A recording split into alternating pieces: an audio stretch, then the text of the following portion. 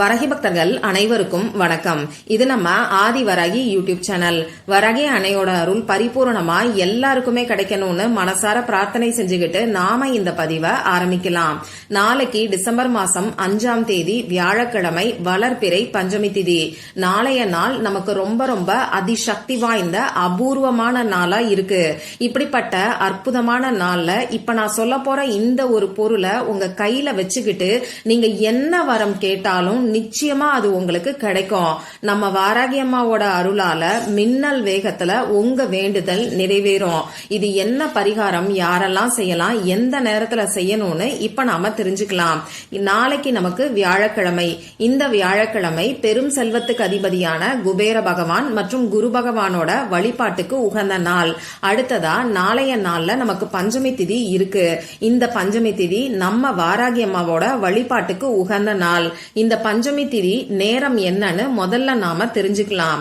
நாளைக்கு வியாழக்கிழமை அன்னைக்கு மத்தியானம் 12:25 இந்த பஞ்சமி திதி ஆரம்பிக்குது. வெள்ளிக்கிழமை அன்னைக்கு காலையில 11:14 வரைக்கும் இந்த பஞ்சமி திதி இருக்கு. அந்த வகையில இந்த பஞ்சமி திதிக்கான நம்ம வாராகி அம்மாவுக்கான வழிபாடுகளை நாளைக்கு வியாழக்கிழமை அன்னைக்கு சாயங்காலம் 6 மணிக்கு மேல நைட்டு 9 மணிக்குள்ள இருக்கக்கூடிய இடைப்பட்ட நேரத்துல நீங்க செய்யலாம். அதே மாதிரி வெள்ளிக்கிழமை அன்னைக்கு காலையில பிரம்ம முகூர்த்த நேரம் காலையில 4:30 6 மணிக்குள்ள இருக்கக்கூடிய இடைப்பட்ட நேரத்திலையும் நீங்க செய்யலாம். அடுத்ததா வெள்ளிக்கிழமை அன்னைக்கு காலையில 6 மணியிலிருந்து 7:30 வரைக்கும் இருக்கக்கூடிய இடைப்பட்ட நேரத்திலையும் நீங்க நம்ம வாராகி அம்மாவுக்கான வழிபாடுகளை செய்யலாம். இப்போ நான் உங்களுக்கு 3 டைம் சொல்லியிருக்கேன். இந்த 3 டைம்ல உங்களுக்கு எது கம்ஃபர்டபுளா இருக்கோ அந்த நேரத்தை நீங்க பயன்படுத்திக்கோங்க. நாளைய நாள்ல நமக்கு அற்புதமான சேர்க்கைகள் இருக்கு. அது என்னன்னு பாத்தீங்கன்னா நாளைக்கு தேதி 5. இந்த பஞ்சமி திதி அமாவாசை மற்றும் பௌர்ணமி முடிஞ்சதுக்கு அப்புறமா வரக்கூடிய 5வது திதி. அடுத்ததா நம்ம வாராகி அம்மா சப்த கன்னியர்கள்ல 5வது தெய்வம். அந்த வகையில 5-5-5ங்கிற சேர்க்கை நாளைக்கு நமக்கு இருக்கு. குபேரனுக்குரிய நம்பருமே இந்த 5 தான். இப்படிப்பட்ட நாள் ரொம்ப ரொம்ப விசேஷமான ஒரு நாள்னே சொல்லலாம்.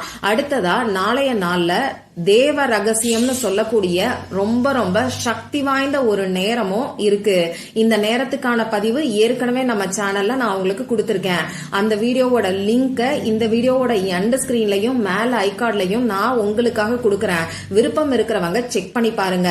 அதிர்ஷ்டம் இருக்கிறவங்களால மட்டும்தான் அந்த வீடியோவை பார்க்க முடியும். ஏன்னா அந்த அளவுக்கு சக்தி வாய்ந்த நேரம் நாளைக்கு நமக்கு இருக்கு. சரி, இப்போ இந்த பதிவுல நாம எதை பத்தி பார்க்க போறோம்னா நம்ம வேண்டுதல் நிறைவேறதுக்கு இந்த பஞ்சமி திதி அன்னைக்கு நம்ம வாராகி அம்மாவுக்கு செய்ய வேண்டிய வழிபாடுகளை பத்தி தான் தெரிஞ்சுக்க போறோம். வாராகி அம்மாவோட திருவுருவ படம், திருவுருவ சிலை இல்லாதவங்க அகல் விளக்கை எடுத்து சுத்தம் பண்ணிட்டு மஞ்சள் குங்குமம் போட்டு வச்சுக்கிட்டு இதுல நல்லெண்ணெய் ஊற்றி பஞ்சுத்திரி போட்டு தீபத்தை ஏத்தி வச்சு இந்த தீபத்தை நம்ம வாராகி அம்மாவா நினைச்சுக்கிட்டு நீங்க வழிபாடு செய்யலாம். ஒவ்வொரு மாசமும் பஞ்சமி திதிக்கு இதே மாதிரி தீப வழிபாட நீங்க செய்யலாம். ஏற்கனவே பஞ்சமி திதிக்கு இந்த மாதிரி தீப வழிபாடு செஞ்சிருந்தீங்கன்னா அதே பழைய அகல் விளக்க இந்த பஞ்சமி திதிக்கும் யூஸ் பண்ணிக்கோங்க. வழிபாடு செஞ்சு முடிச்சதுக்கு அப்புறமா இந்த அகல் விளக்க சுத்தம் பண்ணிட்டு தனியா ஒரு இடத்துல பூஜை அறையில நீங்க வச்சிருங்க. இந்த அகல் விளக்க நம்ம வாராகி அம்மாவுக்கான வழிபாடுகளை நீங்க எப்பெல்லாம் செய்யறீங்களோ அப்பெல்லாம் பயன்படுத்திக்கோங்க. நம்ம வாராகி அம்மாவோட திருவுருவ படம் வச்சிருந்தீங்கன்னா அதை சுத்தம் பண்ணிட்டு மஞ்சள் குங்குமம் போட்டு வச்சுக்கோங்க. வாராகி அம்மாவோட திருவுருவ சிலை வச்சிருக்கிறவங்க கட்டாயமா 5 வகையான அபிஷேகங்களை செய்யுங்க. நம்ம வாராகி அம்மாவுக்கு சிகப்பு நிற மலர்களும் வாசனை நிறைந்த பூக்களும் உகந்தது. நாளைக்கு வியாழக்கிழமையா இருக்கிறனால மஞ்சள் நிற பூக்கள் கிடைச்சதுன்னா அதை வச்சு கூட நீங்க அலங்காரம் பண்ணலாம். இது இன்னமுமே பெஸ்டான ரிசல்ட்டை உங்களுக்கு கொடுக்கும். நம்ம வாராகி அம்மாவுக்கு மண்ணுக்கடியில விளையக்கூடிய காய்கறிகள், கிழங்கு வகைகள் இது எல்லாமே ரொம்ப ரொம்ப பிடிக்கும்.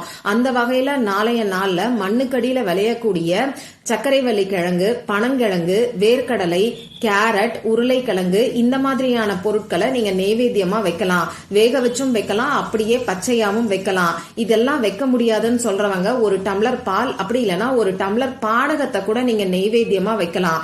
நம்ம வாராகி அம்மாவுக்கு இந்த பானகம் ரொம்ப ரொம்ப பிடிக்கும். அடுத்ததா பணம் சம்பந்தப்பட்ட பிரச்சனைகள் இருக்கிறவங்க ஒரு மாதுளம்பழத்தை வாங்கிட்டு வந்து அதுல இருக்கக்கூடிய முத்துக்களை தனியா எடுத்து ஒரு கிண்ணத்துல வச்சுக்கிட்டு இதுல ஒரு ஸ்பூன் தேன் கலந்து இத நீங்க நெய்வேத்தியமா வைங்க. ஒவ்வொரு பஞ்சமி திதிக்கும் இந்த மாதுளம் பழம் தேனை நீங்க நெய்வேத்தியமா வச்சுக்கிட்டு வரும்போது உங்களுக்கு இருக்கக்கூடிய பணம் சம்பந்தப்பட்ட பிரச்சனைகள் எல்லாமே படிப்படியா குறையும். பணவரவு அதிகரிக்கிறதுக்கான வாய்ப்புகள் நிச்சயமா உங்களை தேடி வரும். நம்ம வாராகி அம்மாவுக்கு உடல் சுத்தம் மன சுத்தம் ரெண்டுமே ரொம்ப ரொம்ப முக்கியமானது. அதனால சுத்தமா இருக்கிறவங்க மட்டும்தான் நாளைய நாள்ல நம்ம வாராகி அம்மாவுக்கான வழிபாடுகளை செய்யணும். நாளைய நாள்ல நம்ம வாராகி அம்மாவுக்கு ஏத்தி வைக்க வேண்டிய தீபத்தை நான் உங்களுக்கு சொல்றேன். நம்ம வாராகி அம்மாவுக்கு எப்பயுமே 5 முக தீபம் உகந்தது.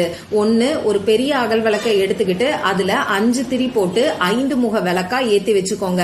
அப்படி இல்லைன்னா தனித்தனியா 5 அகல் விளக்க சின்ன சின்னதா எடுத்துக்கோங்க.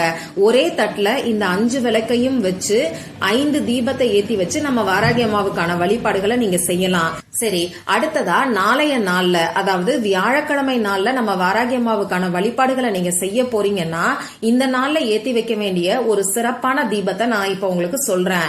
நான் இப்ப முன்னாடி சொன்ன அந்த 5 முக தீபமும் ஏத்தி வைக்கலாம். அப்படி இல்லைன்னா இப்ப நான் சொல்ல போற இந்த பரிகார தீபத்தையும் நீங்க ஏத்தி வைக்கலாம். பூஜைக்காக பயன்படுத்தக்கூடிய ஏதாவது ஒரு தட்டை எடுத்துக்கோங்க. இந்த தட்டுல மஞ்சள் தூளை பரப்பி வச்சுக்கோங்க. இந்த மஞ்சள் தூள்ல உங்க வலது கை ஆள்காட்டி விரலால உங்களுக்கு இருக்கக்கூடிய வேண்டுதலை, ஒரே ஒரு வேண்டுதலை மட்டும் நீங்க எழுதுங்க. அப்படி இல்லைன்னா ஊதுபத்தி குச்சி தீக்குச்சி வச்சு கூட உங்க வேண்டுதலை ஒரே வார்த்தையில எழுதலாம். உதாரணத்துக்கு சொல்லணும்னா உங்களுக்கு கடன் பிரச்சனை இருக்குன்னா பணம்னு சொல்லி எழுதுங்க. அப்படி இல்ல நோய்கள் தீரணும்னு நினைக்கிறவங்க ஆரோக்கியம்னு சொல்லி எழுதலாம். அதே மாதிரி வேலை, திருமணம், குழந்தை பாக்கியம், கணவன் மனைவி ஒற்றுமை வேணும்னு நினைக்கிறவங்க ஒற்றுமைன்னு சொல்லி எழுதுங்க. இந்த மாதிரி உங்களுக்கு இருக்கக்கூடிய வேண்டுதலை அந்த மஞ்சள் தூள்ல ஏதாவது ஒரு குச்சியையோ உங்க விரலையோ பயன்படுத்தி ஒரே வார்த்தையில எழுதிக்கோங்க. உங்க வேண்டுதல் எழுதி வச்சிருக்கக்கூடிய அந்த வார்த்தைக்கு மேல அகல் விளக்க வச்சு இதுல நீங்க தீபத்தை ஏத்தி வைக்கலாம். உங்களால முடியும்னா நெய் தீபம் ஏத்தி வைக்கிறது நல்லது. இந்த தீபம் கிழக்கு அப்படி இல்லைன்னா வடக்கு பார்த்த மாதிரி எரியற மாதிரி பாத்துக்கோங்க. இந்த தீபம் 1 மணி நேரம் வரைக்கும் எரியற மாதிரி பாத்துக்கோங்க.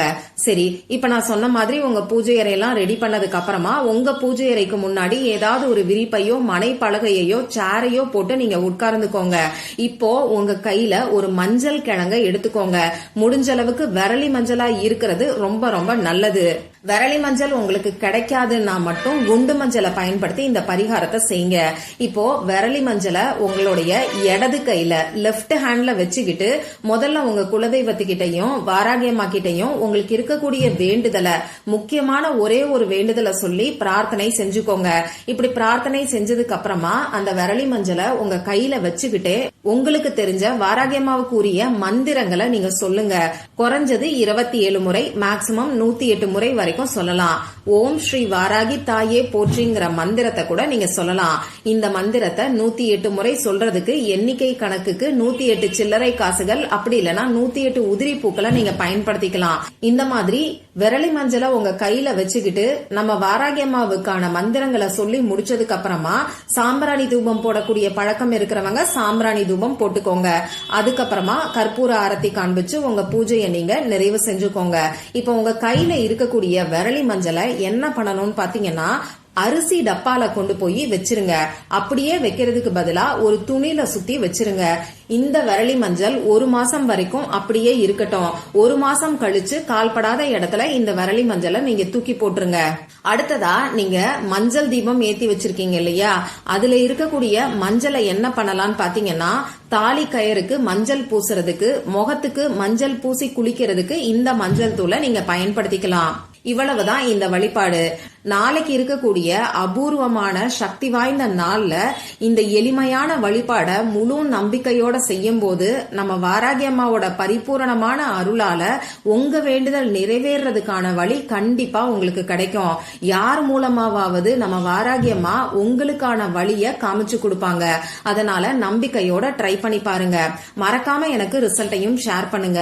இந்த பதிவுல உங்களுக்கு ஏதாவது சந்தேகம் இருந்ததுன்னா எனக்கு கமெண்ட் பாக்ஸ்ல கேளுங்க.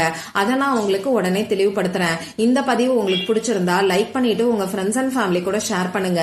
இந்த மாதிரி அந்தந்த நாளுக்கும் நேரத்துக்கும் திதிக்கும் உரிய வழிபாடுகளையும் பரிகாரங்களையும் நீங்க மிஸ் பண்ணாம தெரிஞ்சுக்கிறதுக்கு நம்ம சேனலை மறக்காம சப்ஸ்கிரைப் பண்ணிட்டு பக்கத்துல இருக்கக்கூடிய பெல் ஐகானையும் பிரஸ் பண்ணிக்கோங்க.